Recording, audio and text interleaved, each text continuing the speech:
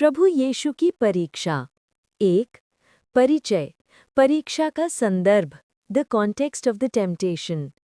ये घटना प्रभु यीशु मसीह के जीवन की एक निर्णायक घटना है जो उनके बपतिस्मा यानी बैप्टिज्म के तुरंत बाद घटी। यूहन्ना बपतिस्मा देने वाले ने यीशु को बपतिस्मा दिया, जिस पर स्वर्ग से परमेश्वर की आवाज़ सुनाई दी, ये मेरा प्यारा बेटा है जिससे मैं अत्यंत प्रसन्न हूँ। मत्ती 3:17। इसके बाद आत्मा यीशु को जंगल में ले गया ताकि इब्लीस यानी शैतान उसे परखे। मत्ती 4:1। यीशु में 40 दिन और 40 रात तक उपवास यानी फास्टिंग किया, जिसके बाद वे अत्यंत भूखे थे। ठीक इसी नाजुक और कमज़ोर शारीरिक समय में शैतान ने उनकी परीक्षा ली।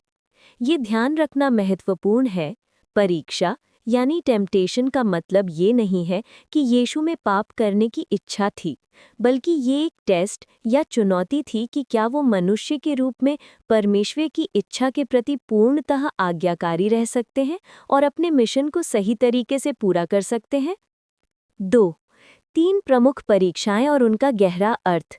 शैतान ने यीशु की 3 अलग अलग तरह से परीक्षा ली जो मनुष्य के सामने आने वाली सभी मूलभूत परीक्षाओं को दर्शाती हैं।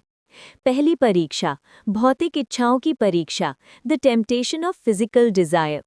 शैतान का प्रस्ताव, यदि तू परमेश्वर का बेटा है तो इन पत्थरों से आज्ञा दे कि रोटी बन जाए। मत्ती 4:3। यीशु का उत्तर, ये लिखा है, मनुष्य केवल रोटी से ही नहीं बल्कि हर एक बात से जो परमेश्वर के मुख से निकलती है जीवित रहेगा। व्यवस्था विवरण 8:3। शैतान यीशु की शारीरिक कमजोरी यानी भूख का फायदा उठाना चाहता था। ये परीक्षा भौतिकवाद यानी मटीरियलिज्म और तात्कालिक संतुष्टि यानी इंस्टेंट ग्रैटिफिकेशन की है। शैतान चाहता था कि यीशु अपनी दैवी शक्ति का इस्तेमाल अपनी व्यक्तिगत ज़रूरतों को पूरा करने के लिए करें। यीशु का उत्तर स्पष्ट करता है कि आध्यात्मिक भोजन यानी परमेश्वर का वचन शारीरिक भोजन से अधिक महत्वपूर्ण है। परमेश्वर की इच्छा को हमेशा प्राथमिकता देनी चाहिए। दूसरी परीक्षा, अहंकार और शक्ति की परीक्षा। शैतान ने यीशु को एक ऊंचे भवन की नोक पर खड़ा करके कहा, यदि तू परमेश्वर का बेटा है तो अपने आप को नीचे गिरा दे, क्योंकि लिखा है, वो तेरे विषय में अपने स्वर्गदूतों को आज्ञा देगा। मत्ती 4:6।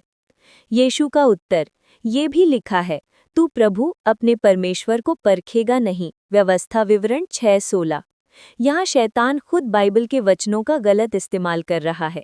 ये धार्मिक अहंकार और चमत्कारिक शोषण की परीक्षा है। शैतान चाहता था कि यीशु एक ऐसा खतरनाक और दिखावटी चमत्कार करें ताकि लोग उन पर विश्वास करें। ये परमेश्वर पर भरोसा नहीं बल्कि उन्हें जबरन काम करने के लिए मजबूर करना था। यीशु सिखाते हैं कि हमें परमेश्वर की परीक्षा नहीं लेनी चाहिए। सच्चा विश्वास भरोसा और धैर्य रखता है, न कि चमत्कारों की मांग करता है। तीसरी परीक्षा, सांसारिक सत्ता और संपत्ति की परीक्षा।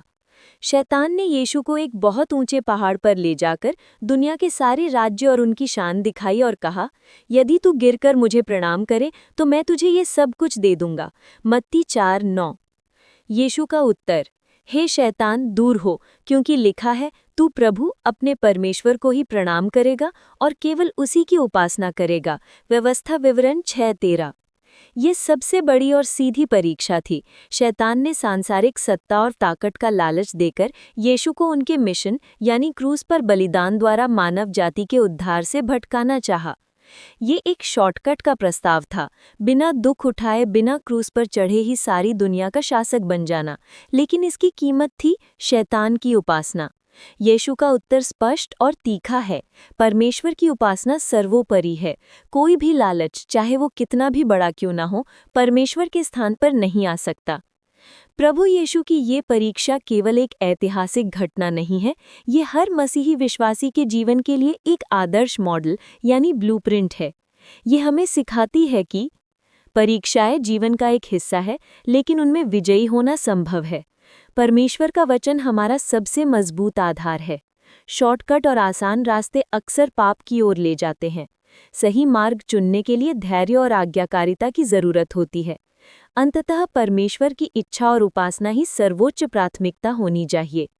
प्रभु यीशु मसीह ने इस परीक्षा में विजय प्राप्त करके ये साबित कर दिया कि वही पाप रहित पवित्र मसीहा है जो संसार के पापों का प्रायश्चित करने और शैतान की सत्ता को तोड़ने आए हैं। उनकी ये विजय हर विश्वासी के लिए शक्ति और प्रेरणा का स्रोत है।